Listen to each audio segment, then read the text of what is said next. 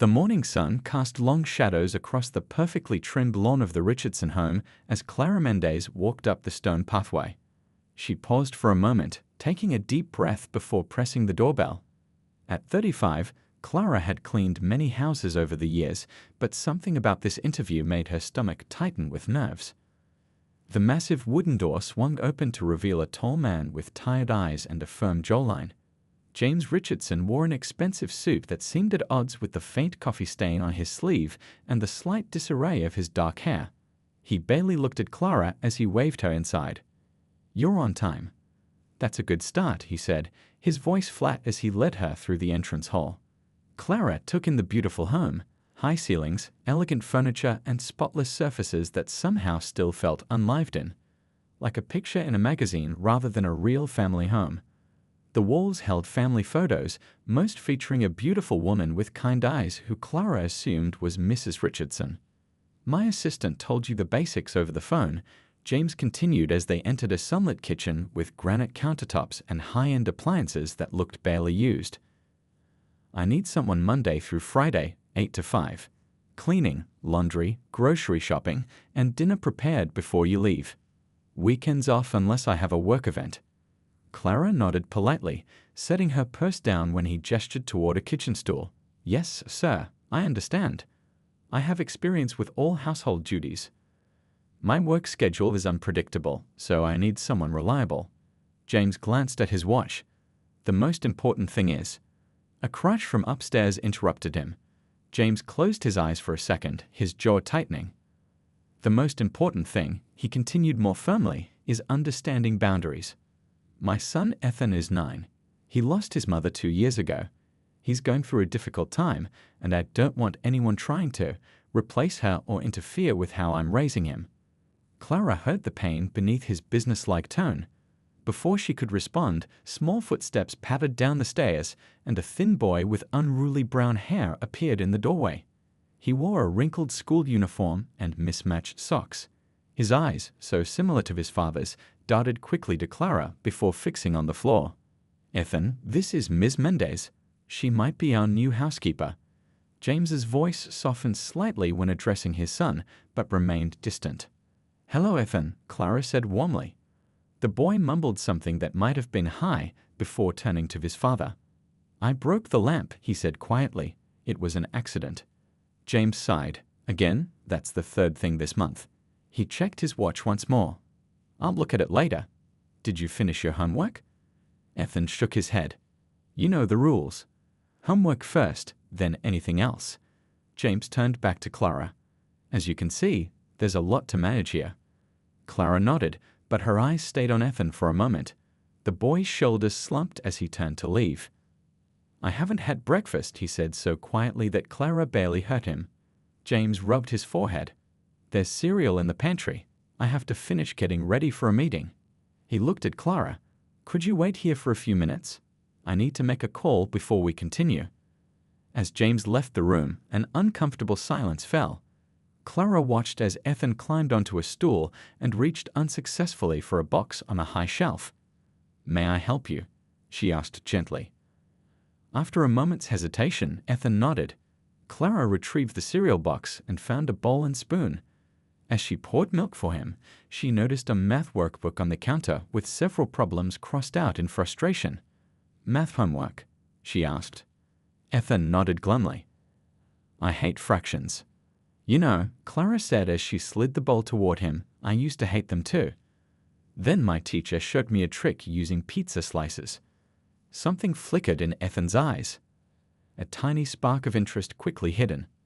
"I could show you sometime," she offered casually, "if your dad says it's okay." Ethan took a bite of cereal, studying her with cautious eyes. "The last lady quit after 2 weeks. She said I was too quiet, and it scared her." Clara smiled. "Well, I think quiet people are often just thinking important thoughts." For a fleeting second, the corner of Ethan's mouth twitched upward. From another room, they could hear James's voice rising in a tense phone conversation about court deadlines and postponed hearings. "He works a lot," Ethan said, pushing his cereal around. "After Mom died, he started working even more." Clara's heart ached at the simple observation carrying so much unspoken loneliness. Sometimes people don't know what to do with sad feelings, she said carefully, so they keep busy instead. Ethan considered this, then asked, "Do you have kids?" "I do. My daughter is in college now, studying to be a doctor." "Does she live with you?" "No, she lives in her school dormitory. I miss her every day." Before Ethan could respond, James returned, his phone still in hand. "Sorry about that," he said, not sounding particularly sorry. "Where were we?" Arnie asked the job details. He outlined salary, expectations, and house rules while Clara listened attentively. As she left that afternoon with the job secured, Clara glanced back at the grand house. Through an upstairs window, she caught a glimpse of Ethan watching her leave, a small hand raised in an uncertain wave. She waved back, already feeling that this job would be unlike any other she had taken before. 2 weeks into her new job, Clara had established a quiet rhythm in the Richardson house. She arrived each morning at 8 sharp, often passing James in the driveway as he left for work. Their exchanges rarely went beyond brief nods and occasional reminders about dinner plans or household supplies. The house itself was easy enough to maintain. It was clean but unlived in, like a museum dedicated to the family that once was. Clara noticed how the only rooms showing signs of real life were Ethan's bedroom, cluttered with abandoned toys and books, and James's home office, filled with stacked legal papers and coffee mugs. One Tuesday afternoon, Clara was folding laundry when she heard the front door slam, followed by the thud of a backpack hitting the floor. School had ended early that day. She made her way downstairs to find Ethan sitting at the kitchen table, head bent over a math worksheet, his pencil tapping rhythmically against the paper. "Hello, Ethan," she said, setting down her laundry basket. "You're home early today." The boy nodded without looking up. "Teacher Development Day." Clara moved to the sink to wash some dishes, occasionally glancing at Ethan. His shoulders grew increasingly tense, and soon he was erasing so hard that his paper tore. He threw his pencil down with a frustrated sigh. "Stupid fractions," he muttered. Clara dried her hands on a dish towel. "Would you like some help?" she asked, remembering their brief conversation from her first day. "I remember mentioning that pizza trick." Ethan looked at her suspiciously, then shrugged, a gesture somehow both dismissive and hopeful. "My dad says I need to figure things out on my own," he said. "That's how people get stronger." Clara chose her words carefully. That's often true. But sometimes learning from someone else can make you stronger too. After a moment's consideration, Ethan pushed his worksheet toward her. Clara pulled up a chair and took a piece of scrap paper, drawing a circle. "Let's imagine this is a pizza," she began. 30 minutes later, Ethan was solving problems on his own, his face brightening with each correct answer. Clara had moved back to her chores, but kept an eye on him from the kitchen. "Ms. Mendez," Ethan called suddenly. "I got them all right." Clara smiled at his accomplishment. "That's wonderful. You're a quick learner." Could we maybe make a real pizza sometime?" he asked, his voice growing smaller with uncertainty. "My mom used to make them with me before she got sick." Something caught in Clara's throat. "I'd like that very much, Ethan." That evening, Clara left a note for James alongside Ethan's completed homework, simply stating that she had helped him with some math concepts. The next day, there was no response from James, but she found Ethan waiting for her at the kitchen table with his science homework. This became their unspoken routine. Ethan would wait for Clara to finish her main cleaning duties, then they would spend half an hour on homework before she started dinner preparations. As the weeks passed, their conversations gradually extended beyond schoolwork. Clara learned that Ethan loved space and dinosaurs, that he was afraid of swimming since his mother died, and that he kept a journal where he wrote letters to her, something his school counselor had suggested. One afternoon, while helping Ethan with a project about family heritage, Clara shared stories about growing up in her small hometown in Mexico. "We didn't have much money," she told him as she helped him color a map. "But every Sunday, my grandmother would make the most delicious hot chocolate with cinnamon and fresh bread." "Real hot chocolate? Not the powder kind?"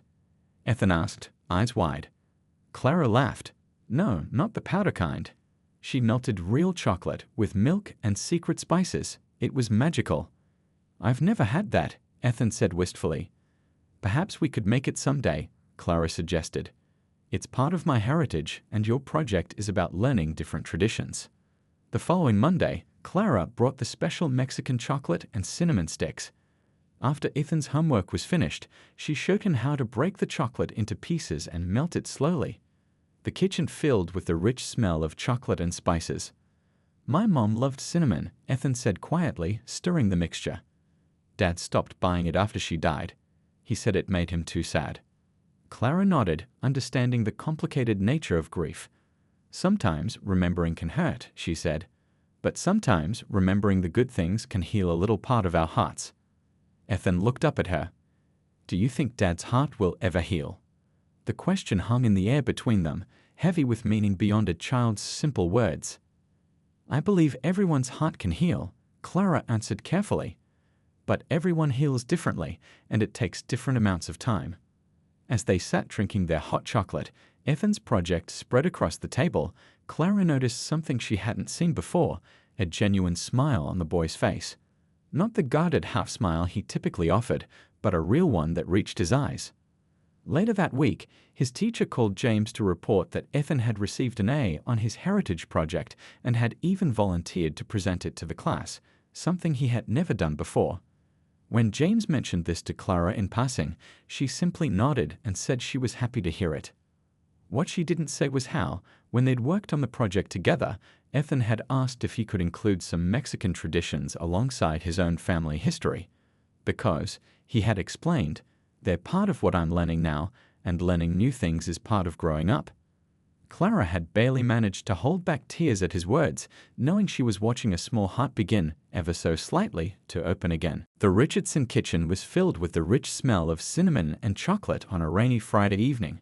Clara had promised to teach Ethan how to make traditional pan dulce to go with their hot chocolate. A special treat to celebrate his improved report card. Flour dusted the countertops as they shaped the sweet bread dough, Ethan's tongue poking out in concentration as he tried to copy Clara's expert movements. "Like this?" he asked, holding up his misshapen attempt. "Perfect," Clara assured him with a warm smile. "The most important ingredient is always love, and I can see you put plenty of that in yours." Ethan beamed at the praise. "Do you think Dad will try some when he gets home?" Clara hesitated. In the 2 months she'd worked for the Richardsons, James had barely acknowledged the growing bond between his son and Housekeeper. He'd noticed Ethan's improved grades and mood, but attributed it to the boy finally adjusting rather than Clara's influence. "I'm sure he'll love it," she said finally. "We'll save him the biggest piece." As Clara slid the tray into the oven, Ethan climbed onto a stool, swinging his legs. "Ms. Mendez, can I ask you something?" "Of course." "Why don't you ever talk about your husband? You told me about your daughter, but never about him." Clara's hands stilled for a moment as she wiped them on a dish towel. "Well, I don't have a husband anymore. We separated when my daughter was about your age." "Why?" Ethan's directness was typical of children his age. "Sometimes grown-ups realize they can't make each other happy anymore, no matter how hard they try." She began clearing some of the baking mess. "But we both still loved our daughter very much, just like your dad loves you." Ethan considered this. "Dad doesn't seem very happy." "Grief can make happiness feel far away," Clara said carefully. "But it doesn't mean it's gone forever." Ethan nodded, seemingly satisfied with this answer, and reached for the recipe book. "Can we make these sugar cookies next time? My mom used to." The sound of keys in the front door made them both look up. James wasn't due home for another hour. "Dad's early," Ethan exclaimed, jumping down from his stool and running to the hallway. Clara quickly surveyed the messy kitchen and winced. She hadn't planned on James seeing it in this state. Ethan's excited voice carried from the entryway. "Dad, we're making Mexican bread. And we had the special hot chocolate again. You have to try it." Clara heard James's briefcase hit the floor with a thud, followed by his heavy footsteps approaching the kitchen. When he appeared in the doorway, she immediately sensed something was wrong. His tie was loosened, his face drawn with exhaustion, and his eyes, they weren't just tired but angry. "Mr. Richardson," Clara began, "we were just—" "What is all this?" he interrupted, gesturing at the kitchen. Flour covered the counters, mixing bowls were stacked in the sink, and the air was heavy with sweet scents. "I don't remember approving cooking lessons as part of your duties, Ms. Mendez." Ethan's smile faltered. "Dad, it's for my heritage project." Remember? I got an A, and Ms. Mendez said we called. I remember your project, Ethan. It was finished 2 weeks ago. James's voice was tight. Go upstairs and wash up. I need to speak with Ms. Mendez alone. But Dad. Now, Ethan. The boy's shoulders slumped. He gave Clara an apologetic look before trudging upstairs, each step deliberately slow in protest. When they heard his bedroom door close, James turned to Clara, keeping his voice low but intense. I hired you to keep my house in order and prepare meals, not to establish yourself as some sort of surrogate mother figure. Clara felt her cheeks flush. Mr. Richardson, I was simply. I've noticed what's been happening, he continued. The special snacks, the homework help, the stories about your family. Ethan talks about you constantly. Is that so terrible? Clara asked quietly. He's a wonderful boy who's been through a lot. He just needs someone to. He needs stability and consistency, James cut in, not emotional attachments to employees who can leave at any time. The timer for the oven beeped, but neither of them moved. With all due respect, Clara said carefully, Ethan needs connection. He needs to feel that his grief is understood, that it's okay to remember his mother and also to find joy again. James's jaw tightened. And you think I don't provide that? I think you're grieving too, Clara said gently. And sometimes that makes it hard to see how much he's hurting. Something flashed in James's eyes, recognition, perhaps, quickly replaced by defensive anger. You've overstepped, Ms. Mendez. This isn't appropriate. He walked to his wallet on the counter and pulled out several bills. I think it's best if we end your employment here. I'll pay you through the end of the month, but I'd like you to leave tonight. Clara stood perfectly still, feeling as if the floor had dropped from beneath her. Mr. Richardson, please reconsider. This will be very difficult for Ethan. I know what's best for my son. James placed the money on the counter between them. I'll handle the pan, whatever it is, in the oven. Please collect your things. Upstairs, Clara could hear the faint sound of Ethan's door opening, likely listening to their conversation.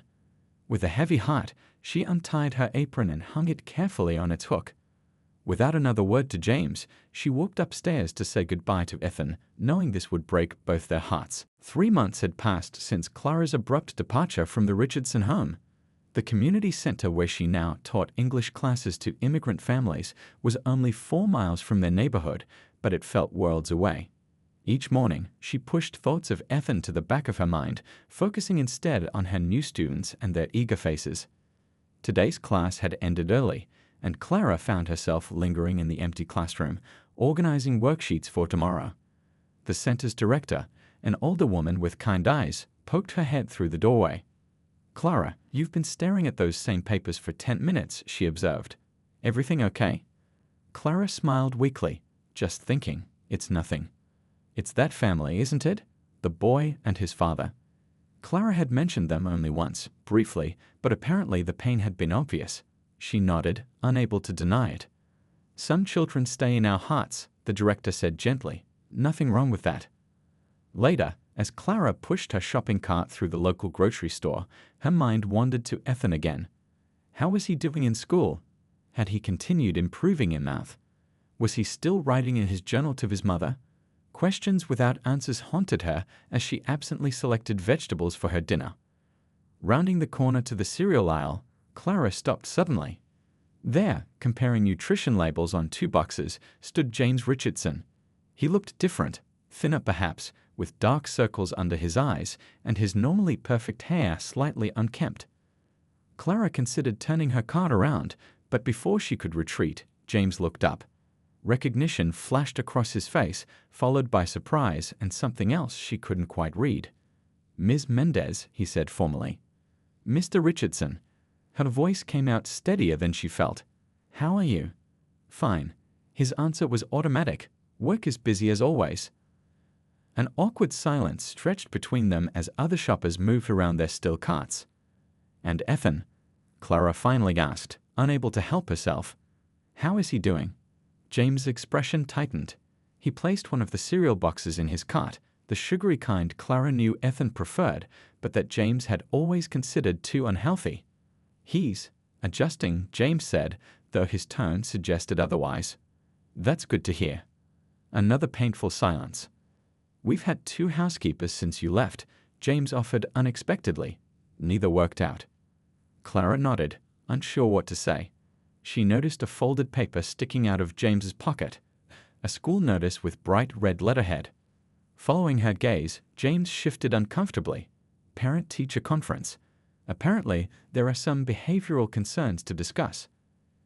"I see," Clara said softly, her heart aching for Ethan. "Well, I should let you get back to your shopping." As she turned to go, James suddenly spoke again. "He kept that project, you know, the heritage one. It's still hanging on his wall." Clara paused, surprised. "The one with the Mexican traditions mixed in?" James nodded. "He tells everyone who visits that his friend from Mexico helped him make it." His voice caught slightly on the word friend. Before Clara could respond, James checked his watch in a gesture so familiar it made her chest tighten. "I should go. I promised Ethan I'd be home for dinner tonight." "Of course." Clara watched him walk away, noticing how his shoulders seemed to carry an invisible weight. That evening in her small apartment, Clara sat at her kitchen table grading papers, but her mind kept returning to the encounter. On impulse, she pulled out a sheet of stationery and began writing a letter to Ethan. She had no intention of sending it. James would surely disapprove, but somehow putting her thoughts on paper eased the ache in her heart. She wrote about her new job teaching English, about the funny mistakes her students made, about a stray dog that visited the center every day for treats. Normal, everyday things she thought might make him smile. When she finished, she folded the letter carefully and placed it in her desk drawer alongside the others she'd written over the past months. The following week, Clara was surprised to receive a call from Ethan's school. The counselor introduced herself and explained she was reaching out to former caregivers who had positive relationships with certain students. "Ethan Richardson has been struggling significantly," the counselor explained. "His father provided your contact information, though he emphasized you no longer work for the family." Clara sat down, stunned that James would have given her name. "His grades have dropped again," the counselor continued.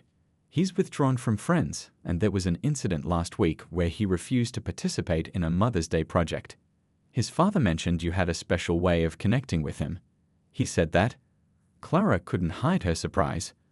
"Not in those exact words," the counselor admitted. "But he did say you were the only person who seemed to understand how to reach Ethan when he shut down. I wanted to ask if you had any insights that might help us support him at school." Clara closed her eyes, picturing Ethan's face, his cautious smile, his thoughtful eyes. "He needs patience," she said finally. "And he needs to know it's okay to miss his mother while still finding new joys. The worst thing is making him feel he has to choose between remembering and moving forward." After the call ended, Clara stood by her window for a long time, watching the sunset paint the sky in shades of orange and pink. Something told her this wasn't the last she'd hear from the Richardson family. The call came on a Tuesday evening as Clara was preparing a simple dinner for herself. The number wasn't familiar, but something made her answer instead of letting it go to voicemail. "Hello." She tucked the phone between her ear and shoulder as she stirred the pot on her stove. "Miss Mendez?" The voice was strained, almost unrecognizable. "This is James Richardson." Clara's hand stilled. "Mr. Richardson, is everything all right?" The heavy pause on the other end of the line answered before he did. "It's Ethan," James said, his voice tight. "He'd run away." Clara's heart dropped. "What happened?" "We argued." James's words came faster now. "About his mother's, about the anniversary of her passing next week. I told him we should visit her grave, but he said he didn't want to go because she wouldn't be there anyway. When I insisted, he shouted that I never listened to him, just like I never listened to her when she was sick." His voice broke slightly. "When I went to check on him after dinner, his window was open and he was gone." "Have you called the police?" Clara asked, already turning off her stove. "Yes, they're treating it as a runaway, not an abduction. They're looking, but..." James hesitated. "The thing is, before he left, he mentioned something about going to the place you told him about.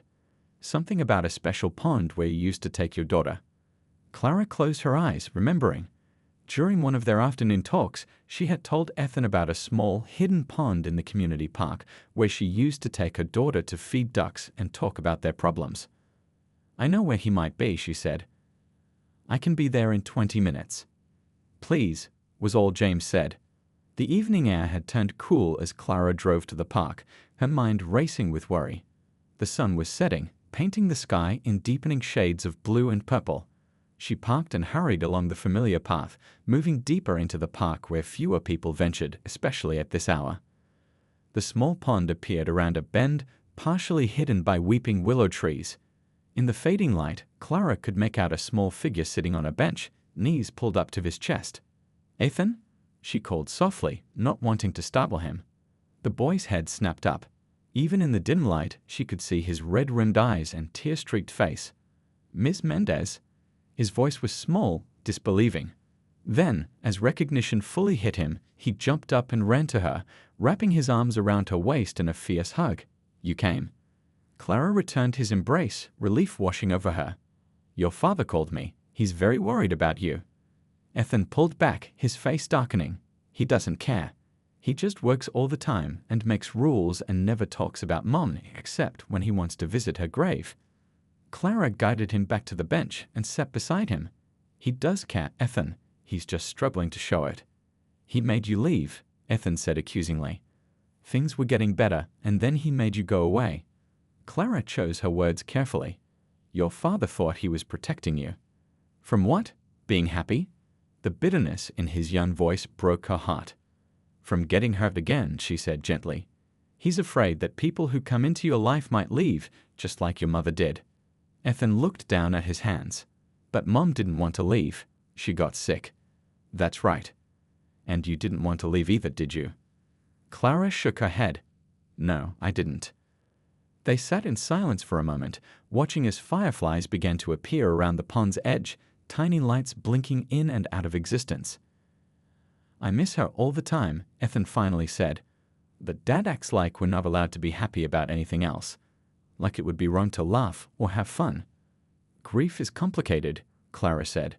"Sometimes adults get stuck in it, not knowing how to move forward without feeling like they're leaving someone behind." Ethan considered this. Mom wouldn't want us to be sad forever.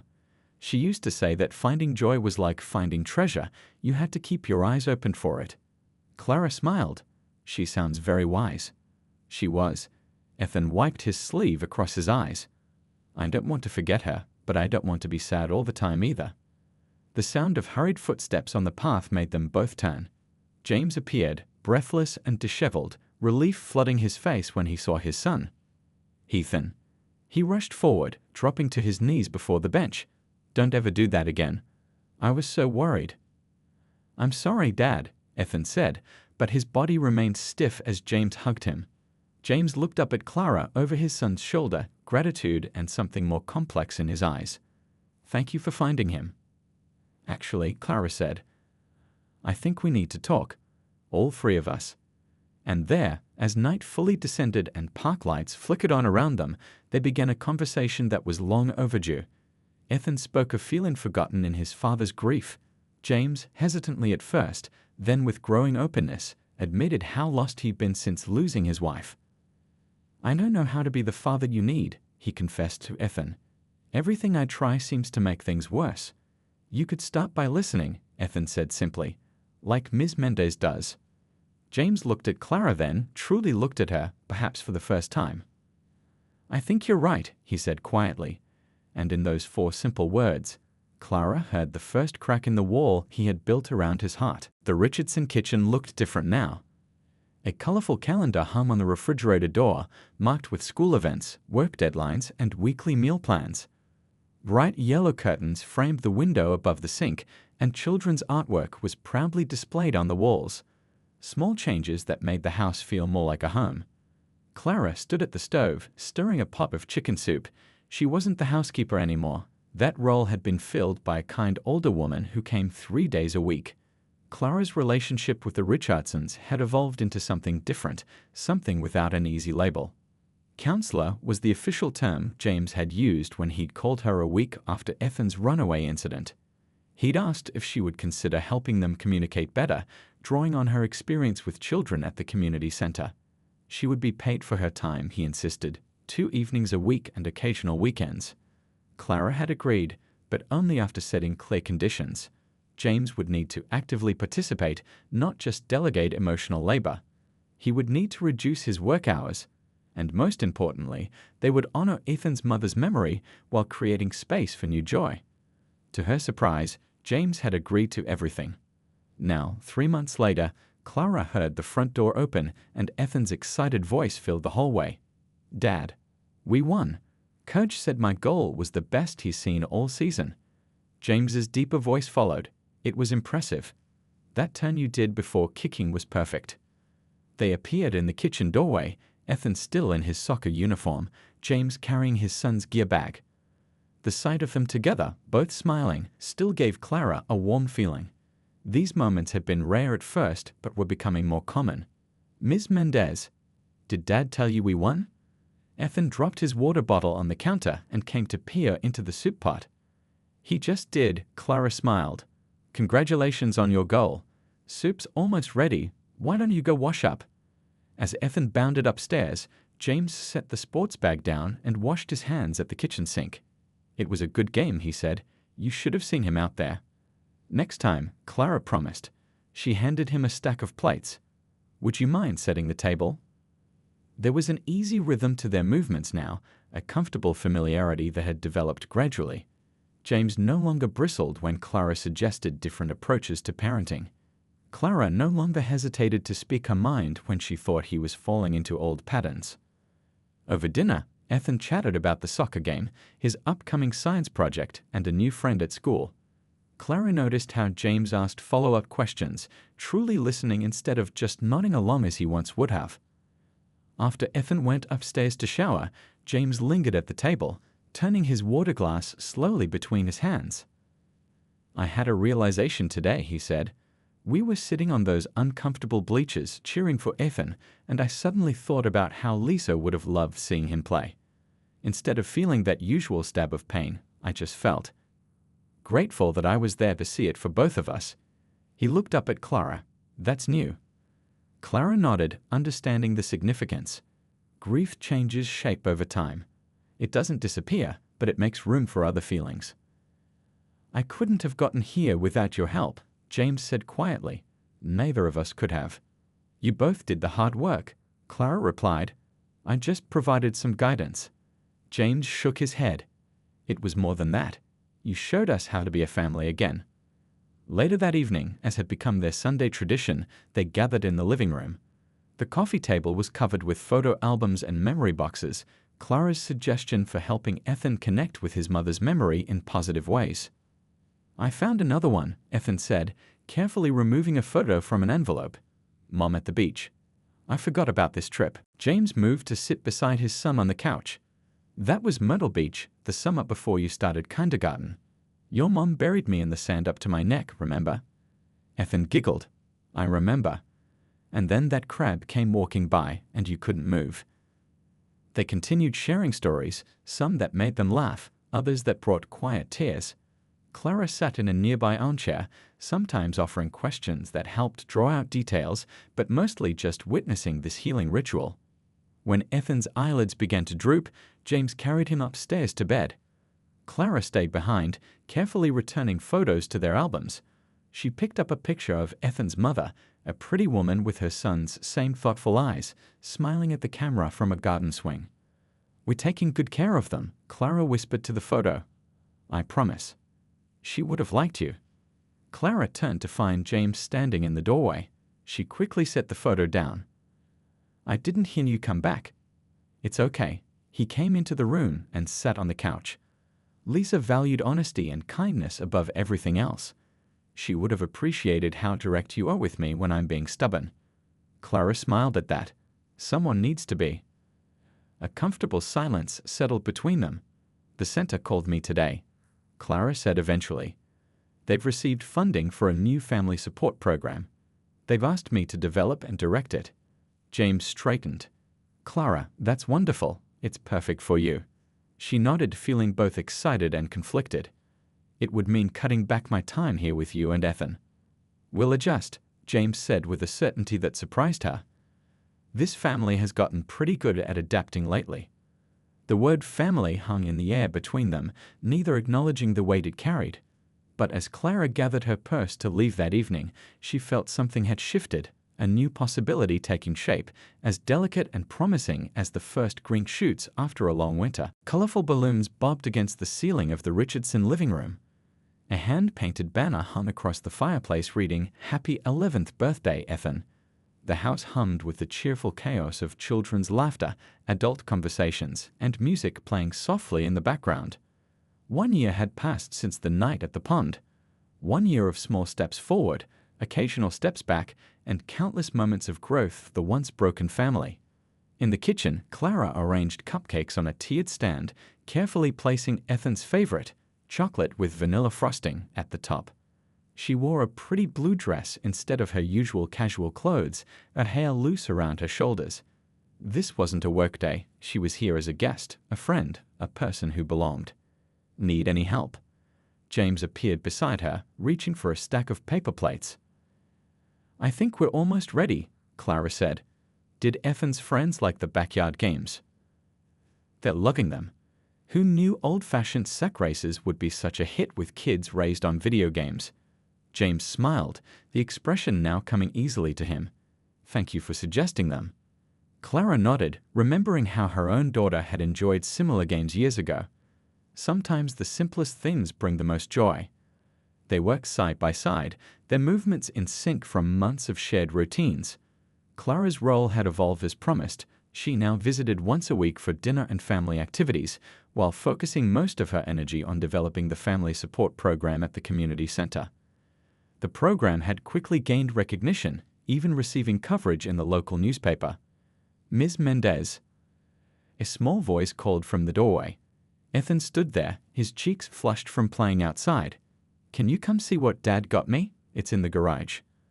"Go ahead," James said with a mysterious smile. "I'll finish up here." Clara followed Ethan through the house and out to the garage. When he flipped on the light, she gasped. There stood a beautiful wooden workbench, complete with child-sized but real carpentry tools, carefully arranged on a pegboard. "Dad said you told him I needed a place to create things," Ethan said, his voice filled with excitement. "He made this himself. Can you believe it? Dad made something." Clara ran her hand along the smooth wood surface, remembering a conversation months ago when she'd mentioned how working with his hands might help Ethan process his feelings. "It's wonderful," she said, genuinely impressed. James had never shown interest in woodworking before. "I watched online videos for weeks," James admitted, appearing behind them. The first 2 attempts were disasters, but it was actually therapeutic. The word hung meaningfully between them. James had started therapy 6 months ago. Another of Clara's gentle suggestions that he'd finally accepted. "Dad says we can build a birdhouse first," Ethan continued, "like the one Mom used to have in the garden." Before Clara could respond, the doorbell rang, announcing more party guests. The afternoon unfolded in a blur of birthday cake, present opening, and games. Clara found herself watching the festivities with a full heart, noting how different this birthday was from the quiet, tension-filled household she'd first entered. As the party wound down and parents arrived to collect their children, Clara noticed James's parents in a corner of the living room, chatting comfortably with her own daughter who had driven in for the celebration. Different worlds merging, finding common ground. Later, when only family remained, they gathered on the back patio. The evening air was warm, scented with flowers from the garden James and Ethan had planted together in the spring. Ethan was showing his new gifts to Clara's daughter, who had quickly become the cool older sister he'd always wanted. James handed Clara a glass of lemonade and settled into the chair beside her. "Do you remember that night you helped me find Ethan at the pond?" he asked quietly. "Of course." "I was so angry and afraid, mostly afraid," he admitted. "I thought I was losing him, just like I'd lost Lisa." Clara nodded, remembering his face in the park lamplight. Desperate, broken. "I never properly thanked you for that night, or for everything that came after." James turned to face her fully. "You didn't just find my son, Clara. You helped us find our way back to each other. Back to living instead of just surviving. Your family was always worth fighting for," Clara said simply. James smiled at the word family that once would have made him flinch with pain. "That's what I wanted to talk to you about, actually." He seemed suddenly nervous, his fingers tapping against his glass. The family support program you've developed is incredible. The way you help people see possibilities even in their darkest moments, it's a gift. Thank you, Clara said, unsure where this was going. I've been thinking about my foundation, the one I started in Lisa's memory, but never really did much with, James continued. What if we expanded its mission to support your program, to help more families heal after loss? Clara's eyes widened. That would be amazing. The center always needs funding, and with proper resources, we could help so many more families. There's something else, James said, his voice growing softer. This past year has taught me that families come in all forms. They're built on love and choice, not just blood and obligation. He took a deep breath. Clara, I don't know exactly how to say this, but my feelings for you have grown into something I never expected to feel again. Clara felt her heart quicken. She had been carefully guarding her own growing feelings, uncertain if James was ready, if it would complicate the delicate balance they'd created. I'm not asking for answers right now, James continued. I just wanted you to know that when I look at our future, mine and Ethan's, I can't imagine it without you in it. Not just as our friend or Ethan's mentor, but as more, if that's something you might want too. Before Clara could respond, Ethan called from across the patio, Dad, Clara, come look at the stars. They both rose and walked to where Ethan stood pointing at the night sky. James's hand brushed against Clara's, then gently took hold of it. She didn't pull away. Make a wish, Ethan said, pointing to a particularly bright star. Clara closed her eyes briefly, feeling Ethan's small hand slip into her free one, so that the three of them stood connected beneath the vast sky. Her wish was simple, for the courage to embrace this unexpected gift of a second chance at family, at love. When she opened her eyes, James was watching her with a question in his gaze. She squeezed his hand and nodded slightly. Yes, she was willing to explore this new path together. Above them, stars continue their ancient patterns, witnesses to the thousands of ways humans find to heal, to connect, to build new lives from broken pieces. And in a modest backyard, a once broken family, now expanded and reconfigured, stood whole again, stronger at the mended places, ready for whatever came next.